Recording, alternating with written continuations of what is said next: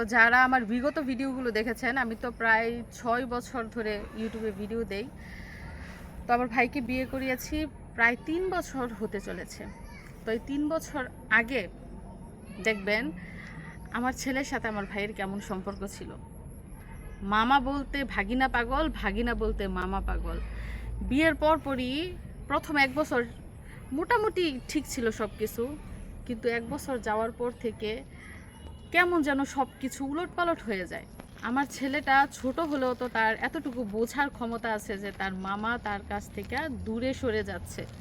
তো সেও মনে মনে অনেক কষ্ট পেয়েছে এবং তার কষ্ট থেকে তার মামা আসার পর সে কথা বলে না, সে লুকাই রয়েছে, তার মামাকে দেখে সে লুকাই রয়েছে অভিমানে। তো ভাগিনার রাগ ভাঙানোর চেষ্টা মামা মোটামুটি করেছে, মানে আগের মতন, আগে যেমন জড়ায় ধরতো, মামা আসো, মামা তোমার কি লাগবে, চলো দোকানে নিয়ে যাই, তুমি রাগ করো না, মামা সুমা দিত, জড়াই ধরতো, কত আদর ছিল। কিন্তু এখন যেহেতু বউ আছে, আবার বউ সাথে ছিল, খুব একটা মাতে নাই, এটাই স্বাভাবিক। তো এখন কথা হলো, ভাই যে আমার শ্বশুরবাড়িতে এসেছে আমাদের রাগ ভাঙানোর জন্য, আমাদেরকে নিয়ে যেতে এসেছে, এখন কি সব রাগ মান ভুলে আমাদের বাড়িতে যাওয়া উচিত, কিংবা তাকে ক্ষমা করে দেওয়া উচিত? তারপরও একটা কথা আছে, সেটা হচ্ছে আমার তো গার্ডিয়ান আছে, আমার হাজব্যান্ড হচ্ছে আমার গার্ডিয়ান। আমার হাজব্যান্ডের অনুমতি ছাড়া বাবার বাড়ি যাওয়া তো দূরের কথা, আমার ভাইয়ের সাথে তো দেখাও করতে পারবো না যদি আমার হাজব্যান্ডের অনুমতি না থাকে। এখন বিষয় হচ্ছে, আমি যতই আমার ভাইকে ক্ষমা করে দেই, যেহেতু আমার রক্তের ভাই, আমার রাগ অভিমান এই থাকবে এই নাই, কিন্তু মিশারির আব্বু, সে কি ক্ষমা করতে পেরেছে? এখন সে যদি অনুমতি দেয় তাহলে আমি আমাদের বাড়িতে যাব। আর মূল যে পয়েন্টটা, সেটা হচ্ছে আমার ভাই সৌদি আরব থেকে আসার পর বাড়িতে কি ইজিলি যেতে পেরেছে কিনা। তো বাড়িতে যেহেতু একটা মনোমালিন্য হয়েছে, মা বাবা বলেন, বোন বলেন, সবার মনের ভিতরেই কষ্ট, আঘাত। তো সেই আঘাতের জায়গা থেকে তারাও রাগ করে বসেছিল। যেদিন বিদেশ থেকে এসেছে পরের দিন আমাদের বাড়িতে এসেছে, কিন্তু যেদিন এসেছে সেদিন কি ঘটেছে, একমাত্র সন্তান অবাধ্য হয়েছে বউয়ের কারণে, বউয়ের বুদ্ধিতে এটা সেটা কত কিছু করেছে, মা বাবার সাথে যোগাযোগ করে নাই, মা বাবার খবর রাখে নাই। তো স্বাভাবিকভাবেই মা বাবার মনে কষ্ট ছিল। তো আমার ভাই যখন তার বউকে নিয়ে বাড়িতে ঢুকলো, তখন স্বাভাবিকভাবেই একটু শাসন হবে, এটাই স্বাভাবিক, সব মা বাবাই একটু শাসন করবে।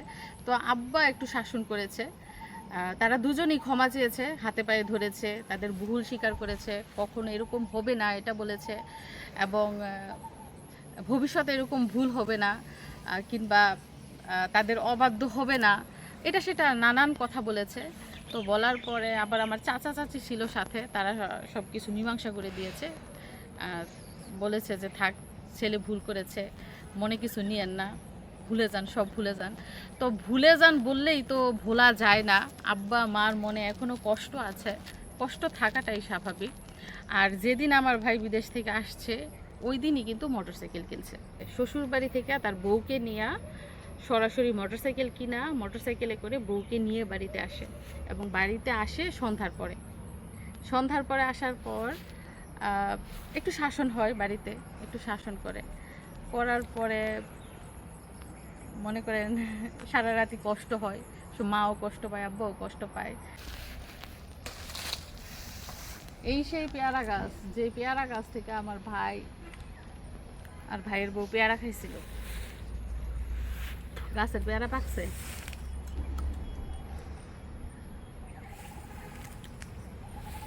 সম্পর্ক নষ্ট করতে অনেক মানুষের প্রয়োজন পড়ে না, একজন হলেই যথেষ্ট। একটা ফুল নষ্ট করার জন্য একটা মৌমাছি যথেষ্ট, একটা জীবন নষ্ট করার জন্য একটা মশাই যথেষ্ট। মশার কামড়েও কিন্তু মানুষ মারা যায়।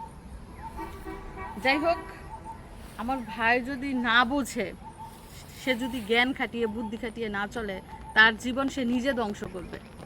তার উচিত জেনে শুনে বুঝে তারপর পা বাড়ানো, যে কোনো সিদ্ধান্ত নেওয়া। সে অন্যের বুদ্ধিতে, অন্যের কথায় চললে তার জীবনটা ভালো হবে না, ভবিষ্যৎটা ভালো হবে না। তার আগের জীবনটা কেমন ছিল আর এখনকার জীবনটা কেমন, সে নিজেই হয়তোবা তফাৎটা বুঝতে পারছে। আর আমরা পরিবারের সদস্যরা, মা বলেন, বাবা বলেন, বোন বলেন, বোনের জামাই বলেন, আমরা কখনোই কারো খারাপ চাই না। আমরা যদি খারাপ চাইতাম তাহলে আমার ভাই কখনোই সৌদি আরব বিদেশ করতে পারতো না। আমরা যদি খারাপ চাইতাম, আমার ভাই 1 মিনিটের জন্য সৌদি আরব বিদেশ করতে পারতো না। আমরা ভালো চাই এবং ভালো মানুষ বিধায় এখনো সৌদি আরব আছে, এবং সৌদি আরব থাইকাই মানে বড়াই করে, বলে না যে জঙ্গলে থাইকা সিংহের সাথে লড়াই, এই আর কি অবস্থা। যাই হোক, এখন আপনাদের মতামত কি? আমার ভাইকে কি ক্ষমা করে দেওয়া উচিত?